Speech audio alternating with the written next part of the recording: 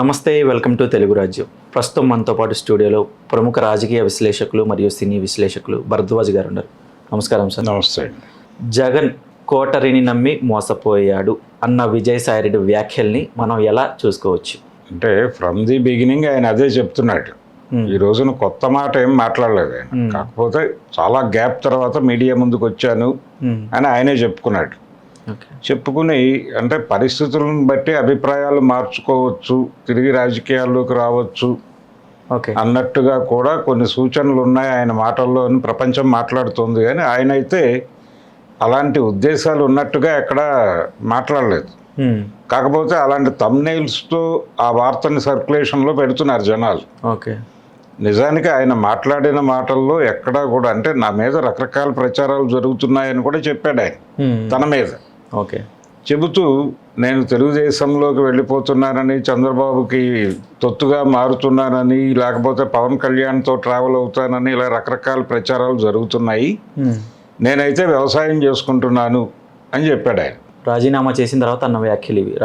రాజీనామా చేసిన తర్వాత కాదు, నిన్న ఆయన మాట్లాడింది కూడా. నిన్న అక్కడ ప్రత్యేకంగా ఆయన ఒక వాస్తవానికి రెడ్డి కుల సమావేశానికి వెళ్ళాడు ఆయన. అంతే తప్ప అది పొలిటికల్ మీట్ ఏం కాదు, పొలిటికల్ మీట్ కాదు, అది కులపరమైనటువంటి ఒక సమావేశం. దానికి వెళ్ళాడు ఆయన. వాళ్ళు పిలిచారు, వెళ్ళాడు. వెళ్ళి ఆ సందర్భంగా తను ఉత్తరాంధ్ర ఇన్ఛార్జిగా ఉండగా చేసిన పనుల గురించి చెప్పుకున్నాడు. మీడియా అక్కడికి వచ్చింది అంటే ఈయన ఏదో మాట్లాడతాడు అంటే ఆ సమావేశం వెనకాల ఏదైనా ప్రోగ్రాం ఉందేమో అనే ఉద్దేశంతో మీడియా అక్కడికి వెళ్ళింది. వెళ్ళిన తర్వాత విజయసాయిరెడ్డి గారు ఆయనకు కూడా కొంచెం ఉత్సాహం వచ్చింది.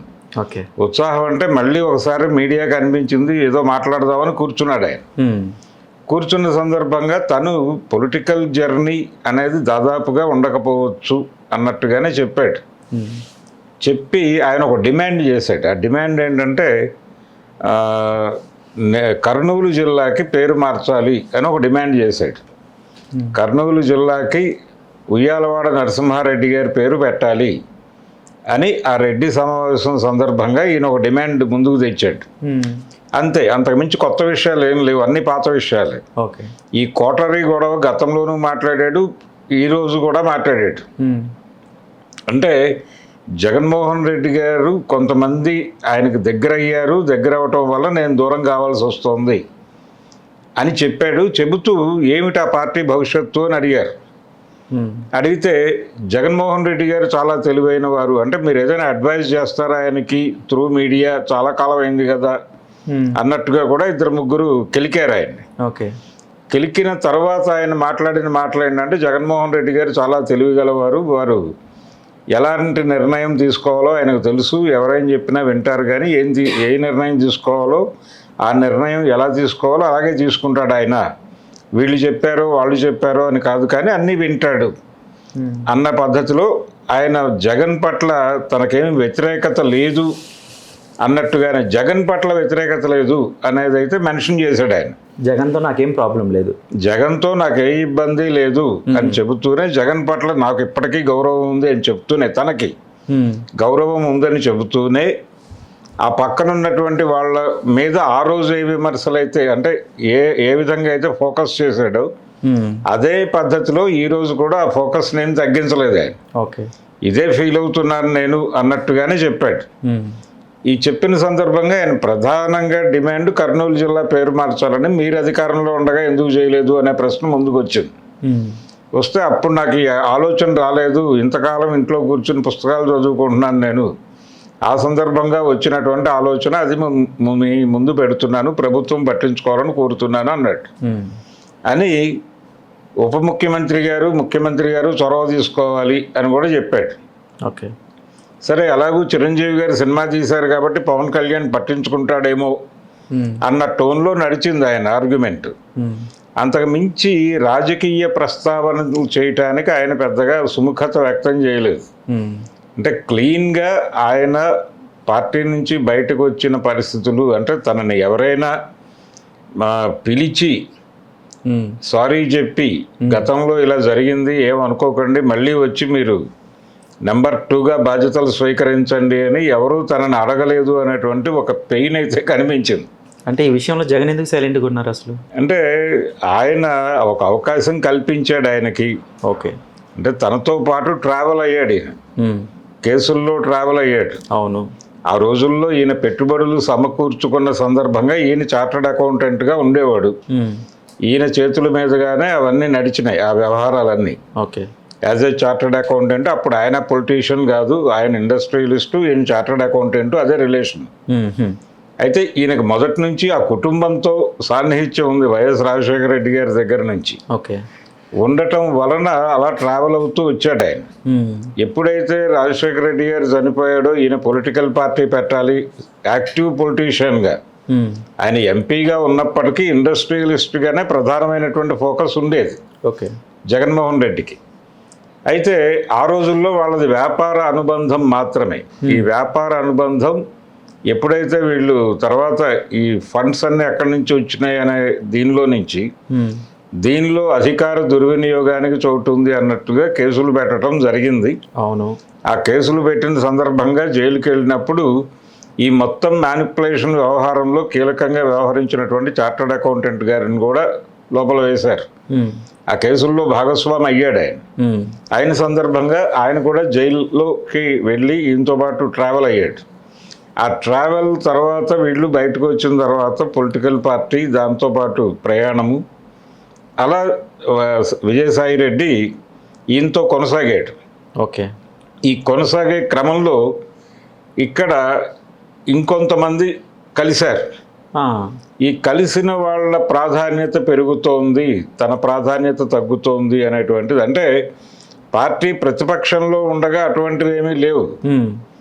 ఎవరి పద్ధతిలో వాళ్ళు యాక్టివ్గా వెళ్ళేవారు. ఎప్పుడైతే అధికారంలోకి వచ్చిందో, ఓకే, ఎప్పుడైతే 2019 ఎన్నికల్లో గెలిచి పార్టీ అధికారంలోకి వచ్చిందో ఏ కార్యక్రమాలు చేయాలి, ఎలా చేయాలి అనేది కీలక నిర్ణయాలకు సంబంధించి జగన్మోహన్ రెడ్డి గారు ఆయన ధోరణిలో ఆయన వ్యవహరించాడు తప్ప ఎవరి నిర్ణయాలు పెద్దగా ఆయన పట్టించుకున్నది లేదు. ఓకే. అయితే అందరికీ ఆ సఫరింగ్ ఉంది. ఆయన ఎవరికి పెద్ద యాక్సెస్ కూడా ఇవ్వాలి. ఆయన ఏమనుకున్నాడంటే నేరుగా జనానికి తాను ఏం చేయదలుచుకున్నాడో అది చేసేస్తూ వాలంటీర్ వ్యవస్థను ఏర్పాటు చేసి ఈ వాలంటీర్ల పరిరక్షణలో ప్రపంచం అంతా ఉంటుంది. అలా అక్కడి నుంచి తనకు నివేదికలు వస్తాయి, దాన్ని బట్టి తన డెసిషన్ తీసుకుంటాను, నేను వాలంటీర్లు ప్రజలు అనేటువంటి ఒక సిస్టమ్ ఎవాల్వ్ చేసేసుకున్నాడు ఆయన. చేసేసుకుని దాదాపుగా ఎవరికి పెద్దగా యాక్సెస్ ఇచ్చేవాడు కాదు. మరి ఎవరికి ఇవ్వనప్పుడు మరి విజయసాయి రెడ్డికి ఎందుకు ప్రాబ్లం వచ్చింది? అందరికీ ఆ ఇబ్బంది ఉండేది.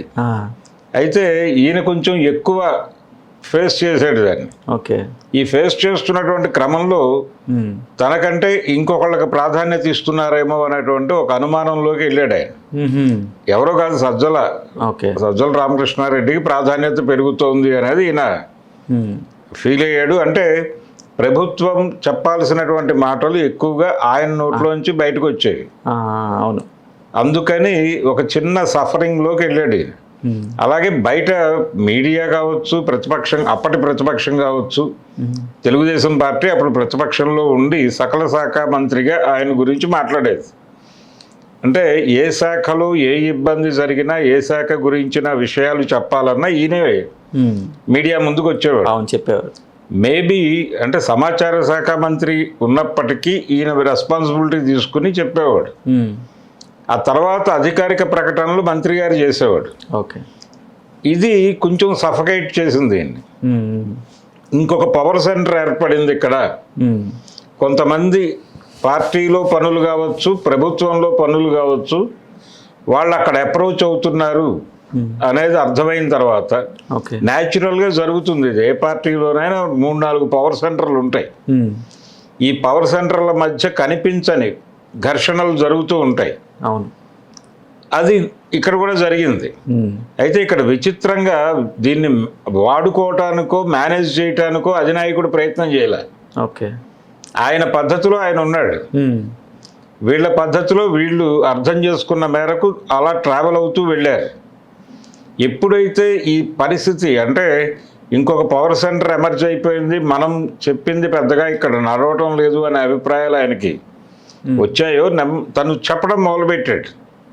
అంటే ఆయన కోటరీలో ఉన్నటువంటి వాళ్ళకు కూడా అక్కడ ఎక్కువ ప్రాధాన్యత దక్కడం లేదు అనేది కూడా ఫీల్ అయ్యాడు ఈయన. ఓకే. వాంటెడ్గా నా మనుషులు అని కూడా తొక్కేస్తున్నారు అనే అభిప్రాయానికి వచ్చాడు ఆయన. అయితే అక్కడ వీళ్ళకి విలువనివ్వకపోవడానికి రకరకాల రీజన్స్. ఈయన కోటరీలో ఉన్న వాళ్ళలో సపోజ్ ఒకళ్ళిద్దరు టీడీపీతో ఎక్కువ కాలం ట్రావెల్ అయ్యి, అంటే టీడీపీ ఓడిపోతుంది అని తెలిసినప్పటికీ దాంతోనే ట్రావెల్ అయ్యి ఆ తర్వాత ఎప్పుడో వచ్చి పార్టీలో చేరినటువంటి వాళ్ళు కొంతమంది ఉండేవాళ్ళు. ఓకే. వాళ్ళ పట్ల కొంచెం ఒక భిన్నమైనటువంటి అభిప్రాయంతో ఉండేది వైసీపీ నాయకత్వం. ఓకే. వీళ్ళకి తగిన ప్రాధాన్యత ఇవ్వట్లేదని ఈయన సఫర్ అయ్యేవాడు. అంటే ఈయన దగ్గరకు వచ్చి మొరపెట్టుకునేవాళ్ళు. ఇలా ఉత్తరాంధ్ర నుంచి వచ్చిన వాళ్ళు, ఇలాంటి వాళ్ళు కొంచెం ఇబ్బంది కలిగించారు ఆయనకి. సరే, నాతో ఉన్నప్పుడు ఇంకా అవన్నీ పాత విషయాలతో అవ్వకూడదు అనేది ఈయన అభిప్రాయం. ఆ అభిప్రాయం అందరికీ ఉండాలని రూల్ ఏం లేదు కదా. ఇలా రకరకాల పద్ధతుల్లో ఆయన సఫకేట్ అవుతూ వెళ్ళాడు. సీఎం గారి దృష్టికి, అప్పటి సీఎం గారి దృష్టికి విషయం తీసుకెళ్ళి ఆయన నవ్వి ఊరుకునేవాడు. ఎవరికి యాక్సెస్ ఇచ్చేవాడు కాదు ఆయన. ఎవరికి అంటే చివరికి జిల్లా పార్టీ అధ్యక్షులకి కూడా ఆయన పెద్దగా యాక్సెస్ ఇచ్చేవాడు కాదు, ఎమ్మెల్యేలకు యాక్సెస్ ఇచ్చేవాడు కాదు. నేను, వాలంటీర్లు, ప్రజలు అంతే అనుకున్నాడు ఆయన. నిజానికి ఆయన యాక్సెస్ ఇవ్వకపోవడం అనేది కూడా ఒక విధంగా నష్టదాయకంగా మారింది ఓడిపోవడానికి, పార్టీ ఓడిపోవడానికి. అయితే అది మాత్రమే రీజన్ కాదు. ఓకే. అది కొంత ఇబ్బంది కలిగించిన మాట వాస్తవం. కానీ ఈయన ఓడిపోవటం అనేది డిజైన్ చేశారు. ఓకే. జగన్మోహన్ రెడ్డిని ఓడించాలి అనేది ఒక డిజైన్డ్ ప్రోగ్రామ్. అందులో భాగంగానే ఆయన్ని ఓడించారు. అది కూడా విజయసాయి రెడ్డికి తెలుసు. ఆ ప్లాన్ తెలుసు, అలా జరుగుతోంది అనే విషయం తెలుసు ఆయనకి. ఓకే. సరే, ఓడిపోయిన తర్వాత నిజానికి జరిగిన నష్టాలు నాయకుడికి అర్థం చేయించి ఆయనతో పాటు ట్రావెల్ అవ్వాలి. ఎవరైనా చేయవలసిన పని అది. ఓకే. అంటే ఈ కారణాలు ఇవి మనం పట్టించుకోలేదు, ఇవి పట్టించుకోకపోవడం వలన జరిగిన నష్టాలు ఇవి, ఇంటర్నల్గా జరిగిన లాసెస్ ఇవి, ఎక్స్టర్నల్గా మన వ్యవహార శైలి వలన జరిగిన ఇబ్బందులు ఇవి, బయట నుంచి వచ్చిన ప్రమాదాలు ఇవి, లోపల నుంచి జరిగిన ప్రమాదాలు ఇవి, మనం ఈ పరిస్థితికి రావడానికి దారితీసిన పరిస్థితులు.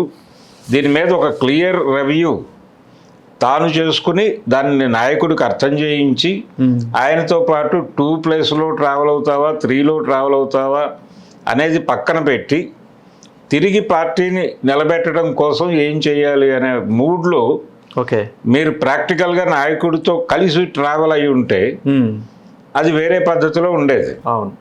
ఎప్పుడైతే పార్టీ ఎన్నికలలో పరాజయం పొందిందో ఇమ్మీడియట్గా ఈయన ఇదంతా ఆ పవర్ సెంటర్ వలన జరిగింది అనేటువంటి దీనిలోకి వెళ్ళిపోయాడు. ఓకే. ఆ గొడవలోకి వెళ్ళటంలోనే ఇబ్బంది ఉంది. దాంట్లో ఒకవైపు పరాజయం పొందింది పార్టీ అనేది ఒక సఫరింగ్, రెండో వైపు ఇంటర్నల్గా డిస్ప్యూట్స్ రైజ్ అవుతున్నాయి అనేది ఇంకో ప్రాబ్లం. ఓకే. ఇది ఆయన కొంచెం సఫికేటివ్గా ఫీల్ అయ్యాడు జగన్మోహన్ రెడ్డి. ఆ ఫీల్ అయిన టైంలో ఈయన నేను వెళ్ళిపోతున్నాను అన్నాడు. మంచిది అనే అభిప్రాయమే ఇచ్చాడు ఆయన. ఎవరి నిర్ణయాలు వాళ్ళు తీసుకునే స్వేచ్ఛ ఉంటుంది కదా ఎప్పుడైనా సరే అన్నట్టుగానే ఉన్నాడు. అంతే తప్ప అయ్యో మీరు లేకపోతే ఎలాగా అనలేదు. సరే, ఒక గొడవ తీరుతుంది కదా అనే అభిప్రాయం ఆయనకు ఉండొచ్చు. అలా ఈయన ఎగ్జిట్ జరిగింది. ఎగ్జిట్ అయిన తర్వాత లిక్కర్ స్కామ్లో ఈయన ఇన్వాల్వ్మెంట్ ఉందనేది మొదట వాళ్ళు ఆ కమిటీ పిలిచి ఆయన్ని విచారణ జరిపింది. అవును. ఆ విచారణ జరిపిన సిట్టు విచారణకు ఆయన హాజరయ్యాడు. తనకు తెలిసిన విషయాలన్నీ తాను చెప్తున్నట్టుగా బయట చెప్పాడు ఆయన మీడియా ముందు. నిజానికి ఆ కేసు విచారణ సందర్భంగా ఆయన వ్యవహరించిన తీరు పట్ల పార్టీలో కూడా కొంత వ్యతిరేకత వచ్చింది. ఓకే. ఈయన ఉన్నాడు ఆ టైంలో, కీలకంగానే ఉన్నాడు, నెంబర్ 2 పొజిషన్లోనే ఉన్నాడు. అవును. కనుక కొంత బాధ్యత తీసుకుని జవాబుదారీగా వ్యవహరించాల్సింది పోయి కొంచెం అప్రూవర్ మూడ్లో కనిపిస్తున్నాడు ఈయన అని పార్టీ నాయకత్వం మాత్రమే కాదు, పార్టీ కింది స్థాయి కేడర్ కూడా అనుకునే వాతావరణం వచ్చింది. ఓకే. ఆయన కూడా అంటి ముట్టనట్టుగా వ్యవహరించడం జరిగింది ఆ టైంలో. ఇలా ఆయన ఇమేజ్ అనేది పార్టీతో ట్రావెల్ అవ్వటం అనే దగ్గర కట్ అయ్యి క్యాడర్ నుంచి కూడా ఈయన కొంచెం చిరాకు మనిషి అనే వాతావరణం ఆయనే కల్పించుకున్నాడు. కల్పించుకుని ఆ విధంగా రెండోది ఆయన ఇంకొక మాట కూడా మాట్లాడాడు. ఆయన దీంతో ట్రావెల్ అవుతున్న టైంలోనే, వైసీపీతో ట్రావెల్ అవుతున్న టైంలోనే తన మీద వచ్చినటువంటి కొన్ని ఎలిగేషన్స్, పర్టికులర్గా ఒక ఎంప్లాయీకి సంబంధించినటువంటి వ్యవహారం వెలుగు చూసింది. అవునవును. అది కొంచెం ఇబ్బంది పెట్టింది ఆయన్ని. అవును. ఆ టైంలో పార్టీ తనని పూర్తిగా సపోర్ట్ చేయలేదు అనేటువంటి ఒక సఫరింగ్ కూడా ఉంది ఆయనకి. ఓకే. అయితే అది పూర్తిగా పట్టించుకునేటువంటి ఇష్యూ కూడా కాదు అది. అందుకని వాళ్ళు కూడా కొంచెం అంటి ముట్టనట్టుగానే వ్యవహరించారు. చూద్దాం ఇది ఏ ఎండ్కి వెళ్తుందో చూద్దామని. ఇలాంటి ఇబ్బందికర పరిస్థితుల్లో ఈయన బయటకు రావడం జరిగింది. ఆయనకున్న సఫికేషన్ ఆ రోజు మాట్లాడాడు, నిన్న మాట్లాడాడు. ఆయన ఇప్పటికీ ఎదురు చూస్తున్నాడు. అంటే ఇక్కడ ఇంకో మాట ఏమన్నారంటే, పవన్ కళ్యాణ్ అంటే నాకు చాలా ఇష్టం, ఆయనకి ఇంతకుముందు ఆయన్ని ఎప్పుడు విమర్శించలేదు, ఫ్యూచర్లో కూడా నేను విమర్శించను. దీన్ని ఏమంటున్నారంటే సోషల్ మీడియా, లిక్కర్ కేసులో సాయిరెడ్డి సేఫ్, అందుకని పవన్ జపం అంటున్నారు సోషల్ మీడియాలో. జగన్ ఒకటే కాదు, ఆయన అంతకుముందు ఆయనకి ఒక బంధుత్వం ఉంది చంద్రబాబుతో కూడా. అవును. అది టూ తారకరత్న. ఈ త్రూ తారకరత్న ఉన్నటువంటి రిలేషన్ ఆయన చనిపోయిన సందర్భంగా ఆ ఫ్యామిలీ అంటే అతని వైఫ్ ఫ్యామిలీ నుంచి ఈయనే నిలబడ్డాడు అక్కడ, విజయసాయి రెడ్డి. తారకరత్న ఫ్యామిలీ నుంచి చంద్రబాబు ఉన్నాడు ఆ టైంలో. అక్కడ ఉన్నప్పుడు వీళ్ళిద్దరూ కలిసి చాలా గంటలు అక్కడ గడిపారు. ఆ గడిపిన సందర్భంగా అసలు ఆ క్షణమే ఈయన ప్లేట్ తిప్పేస్తున్నాడు అనే వార్తలు వచ్చినాయి. ఓకే. అవును. అయితే ఆయన అటువంటిది ఏమీ లేదు, ఇది అక్కడ వరకే పరిమితం అని చెప్పుకున్నాడు. పరిమితం కావచ్చు. అలాగే పవన్తో తనకు ఫ్రెండ్షిప్ ఉంది. అది ఆయన పొలిటీషియన్గా నడవటానికి ముందు నుంచే ఉంది. చిరంజీవితో కూడా ఉంది. అంటే చార్టర్డ్ అకౌంటెంట్గా ఆయనకు రకరకాల సంబంధాలు ఉన్నాయి. ఓకే. ఆ సంబంధాల్లో భాగంగా ఆయనతో కూడా ఉంది. అయితే పవన్ కళ్యాణ్ని ఆయన పార్టీలో ఉండగా మాట్లాడిన వీడియోలు కూడా ఉన్నాయి ఇప్పుడు. ఏది ఆయన వైసీపీలో యాక్టివ్గా ఉన్నప్పుడు ఆయన టార్గెట్ చేస్తూ మాట్లాడిన సందర్భాలు ఉన్నాయి. అవును. ఎప్పుడైతే తను ఇంకొక పవర్ సెంటర్ నుంచి సఫర్ అవుతున్నానని తాను ఫీల్ అయ్యి తనని తాను ఎలివేట్ చేసుకోవాలనుకోవడం మొదలుపెట్టాడు, అప్పుడు ఇవన్నీ మాట్లాడటం మొదలుపెట్టాడు ఆయన. పవన్ కళ్యాణ్తో తనకున్నటువంటి సాన్నిహిత్యం గురించి, జగన్ వ్యతిరేకులతో చాలా మందితో తనకున్నటువంటి సాన్నిహిత్యం గురించి నెమ్మదిగా ప్రపంచం ముందు మాట్లాడటం మొదలుపెట్టాడు. ఓకే. అయితే ఇప్పటికీ ఆయనకు ఒక ఇది ఉంది. అదేంటంటే నేరుగా జనసేనలోకో లేకపోతే నేరుగా టీడీపీలోకో వెళ్ళే పరిస్థితి లేదు. ఈయన్ని ఎలా వినియోగించుకోవాలి అనే విషయంలో వాళ్ళకి కొన్ని డైలమాలు ఉన్నాయి. ఇక్కడ ప్రెస్ మీట్లో ఇంకో మాట అన్నారు, అవసరం అయితే మళ్ళీ రాజకీయాల్లోకి వస్తా, కానీ ఏ పార్టీలో జాయిన్ అవ్వనన్నారు. ఆయన చెప్పింది అదే, ఒకే ఒపీనియన్ మీద ఉండాలనేం లేదు అన్నాడు. రాజకీయాల్లో నుంచి విరమించుకున్నానని ఆ రోజున ప్రకటించాను, వైసీపీకి రిజైన్ చేశాను, రాజ్యసభకు కూడా రిజైన్ చేశాను అని చెబుతూ ఇదే స్టాండ్ మీద ఎల్లకాలం ఉండటం కూడా కుదరకపోవచ్చు. మళ్ళీ నాకు యాక్టివ్ కావాల్సిన పరిస్థితి ఉంది, నా వలన ఏదో జరుగుతుంది అనిపిస్తే నేను డెఫినెట్గా మళ్ళీ రాజకీయాల్లోకి యాక్టివ్ పొలిటీషియన్గా మారే అవకాశాలు ఉన్నాయి అన్న సూచన కూడా ఇచ్చాడు. ఓకే. అంటే దాని ఆధారం చేసుకుని అల్లినటువంటి మాటలు ఇందాక నేను చెప్పినవి. ఏది ఆయన జనసేనలోకి వెళ్తున్నాడు, టీడీపీలోకి వెళ్తున్నాడు, ఇవన్నీ కూడా రకరకాల స్పెక్యులేషన్స్ మొదలైపోయినాయి వెంటనే. ఓకే. ఆయన జగన్ని టార్గెట్ చేశాడు, ఇవన్నీ కూడా. కాకపోతే జగన్ పట్ల ఆయన ఏమీ వ్యతిరేకం కాదు, వ్యతిరేకంగా కామెంట్ ఏం చేయలేదు. కామెంట్ ఏం చేయలేదు. ఆయన నిన్న కూడా కాన్షియస్గా ఆయన చుట్టూ ఉన్న వాళ్ళ మీద మాత్రమే మాట్లాడాడు. అంటే జగన్ తనని పిలవలేదు, తనని అనునయించలేదు, ఇలాంటి సఫరింగ్ ఉంది సైకలాజికల్గా ఆయనకి. అదే చెప్పుకుంటున్నాడు ఆయన, అదే వ్యక్తం చేస్తున్నాడు.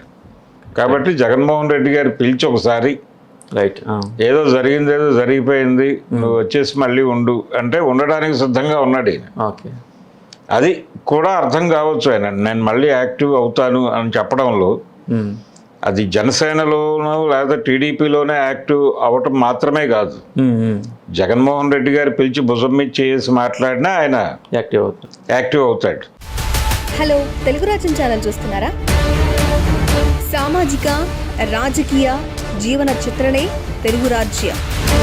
అతిశయోక్తులు అసత్యాలు ఉండవు. రాజకీయ కోణం కాదు, ప్రజా కోణమే కొలబద్ద. తెలుగు రాజ్యం వీక్షణ మీ ఉత్తమ అభిరుచికి నిదర్శనం.